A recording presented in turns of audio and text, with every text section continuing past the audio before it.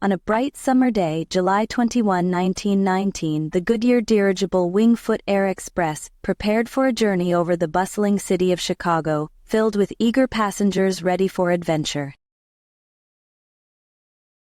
As the dirigible floated gracefully, disaster struck. A sudden fire ignited within the craft, spreading rapidly and threatening all aboard.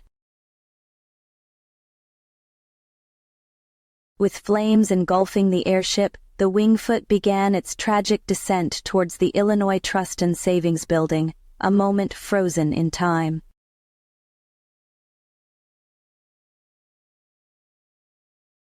In the aftermath, the tragedy claimed 13 lives, including 3 crew members and 10 individuals on the ground, leaving a community in mourning. They contacted their various local children's hospitals, and later, in reaching out to national news networks, more people donated than the community could easily offer. As the dust settled, the tragedy sparked changes in aviation safety regulations, urging a commitment to prevent such disasters in the future.